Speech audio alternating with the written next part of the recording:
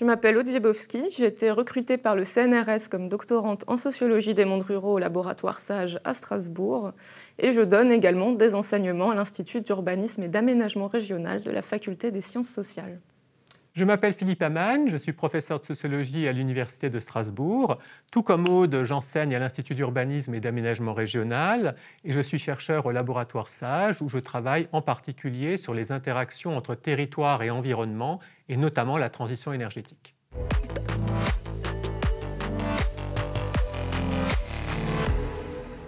Alors, le projet Métatype étudie les enjeux socio-environnementaux de la méthanisation agricole en combinant trois grandes entrées: la transition énergétique, les identités professionnelles des agriculteurs et le registre des nouvelles ruralités qui ne se limitent pas à la production agricole. Métatype a été lauréat en 2022 de l'appel 80 Prime du Centre national de la recherche scientifique. Prime est un acronyme pour projet de recherche interdisciplinaire multi-équipe. Donc dans cet esprit, il s'agit d'une coopération entre disciplines de domaines scientifiques différents, en l'occurrence d'une part la sociologie rurale et de l'environnement à l'Université de Strasbourg avec Aude et moi, et d'un autre côté la chimie environnementale à l'Université de Reims-Champagne-Ardenne, représentée par Emmanuel Guillon au titre de l'Institut de chimie moléculaire de Reims.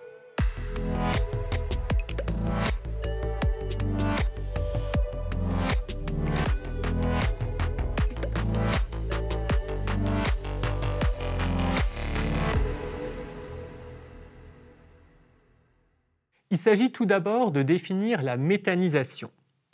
À savoir, c'est un processus naturel de dégradation de matières organiques en absence d'oxygène. Et ce processus peut être contrôlé techniquement dans le cadre d'installations que sont les méthaniseurs.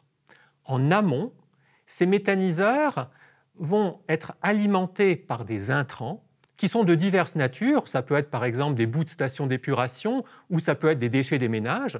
Et d'abord, pour ce qui nous intéresse, des résidus agricoles. Mais aussi pour une part, des cultures dédiées, c'est-à-dire que par exemple du maïs, du sorgho ou encore de la betterave peuvent être cultivés spécifiquement pour alimenter des méthaniseurs. Ensuite, en aval, le processus de dégradation va produire d'une part le biogaz, qui est valorisé dans la transition énergétique en tant qu'énergie renouvelable, et d'autre part, le digestat, qui peut être utilisé en tant que fertilisant par épandage dans les champs, mais qui pose aussi débat dans la mesure où il peut être source de pollution des nappes phréatiques par des pathogènes, là même où est pompée l'eau potable. Alors ensuite, si on se penche plus précisément sur la méthanisation agricole, derrière le terme répandu de projet dit à la ferme, on peut distinguer plus finement entre deux modèles. D'une part, la méthanisation agricole dite autonome, donc elle est portée par un agriculteur ou plusieurs agriculteurs et méthanise plus de 90% de matières agricoles, donc issues des exploitations en question. D'autre part, on parle également de méthanisation agricole dite territoriale, là aussi portée par un agriculteur ou un collectif d'agriculteurs, mais qui cette fois méthanise 50% au moins de matières agricoles, tout en intégrant des déchets issus du territoire, par exemple issus de l'industrie agroalimentaire.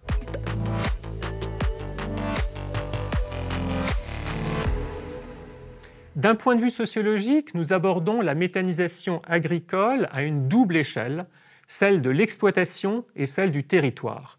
Nous privilégions une approche au ras du sol, au niveau même des installations de méthanisation, et ce que ça signifie en termes d'évolution du métier d'agriculteur.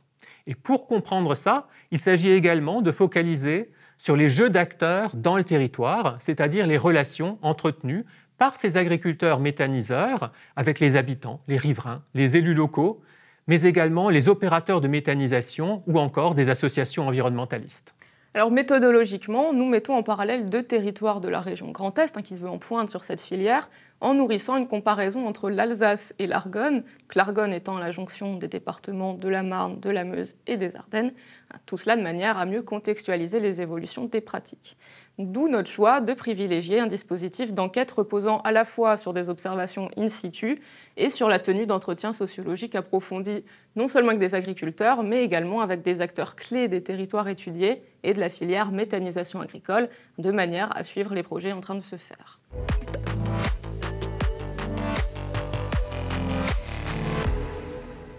Mobiliser conjointement l'outillage des sciences et techniques de l'environnement et des sciences sociales permet de penser ensemble les éléments matériels et les procédés, les intrants, les effluents, dans leur relation avec tout un écosystème, air, sol, eau, et également la faune et la flore, et aussi de comprendre toute l'épaisseur du social. Qu'est-ce que ça nous dit des évolutions du métier d'agriculteur? Qu'est-ce que ça nous dit des représentations sociales de la nature et de la ruralité?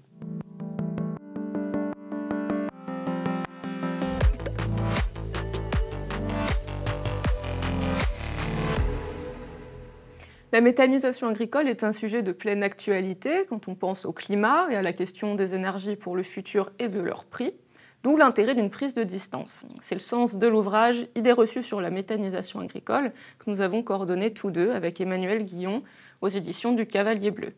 Cet ouvrage propose, dans un format accessible, une synthèse des connaissances sur la méthanisation agricole en mobilisant 16 spécialistes en chimie, en agronomie, en procédés, en droit, en économie, en géographie et enfin en sociologie.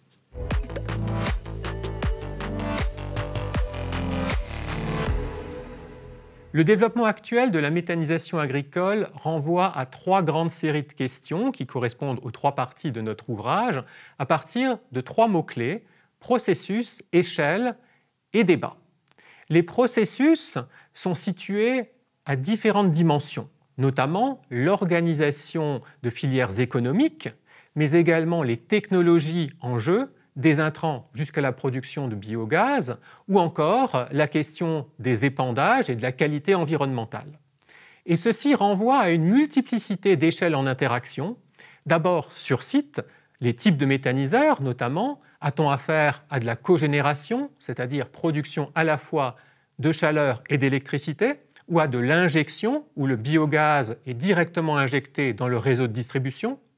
Quid également des controverses quant aux implantations de méthaniseurs sur un territoire, et tout ceci renvoie en permanence à des cadrages juridiques nationaux et également aux objectifs européens en matière d'énergie.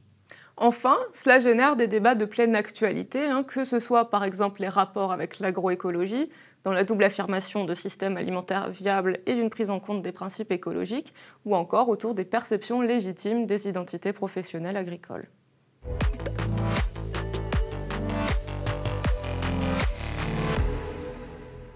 Un rapport de l'Agence de l'environnement ADEME et également de l'entreprise associative de conseil Solagro a montré en 2018 un paysage diversifié des installations de méthanisation en France à partir de 4 séries de critères. D'abord, le lien juridique, à savoir est-ce que les méthaniseurs et les exploitations agricoles sont disjoints et a-t-on affaire à des installations individuelles ou collectives, c'est-à-dire notamment portées par un ou plusieurs agriculteurs? Le lien au capital, ensuite, est-ce que les agriculteurs sont actionnaires majoritaires?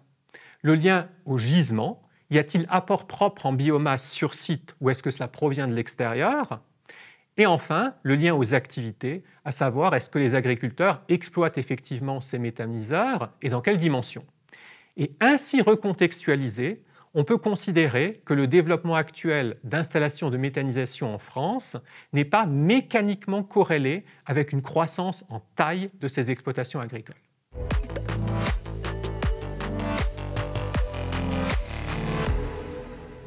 Au fil du développement de la méthanisation agricole, des doutes sont émis sur la capacité des agriculteurs à porter une telle novation technique, jusqu'à présumer que la méthanisation agricole ne serait finalement qu'une caution verte pour les professionnels de l'énergie, du fait de l'insertion fréquente d'énergéticiens dans les capitaux des entreprises agricoles.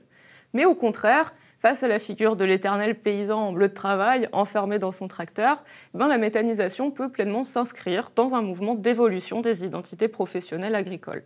On pense notamment à la figure de l'entrepreneur rural, capable de se diversifier, de manager son exploitation, de s'organiser en collectif, tout en intégrant les injonctions à la transition écologique et énergétique au-delà de la seule production d'aliments et de fibres, comme le propose justement le modèle agroécologique.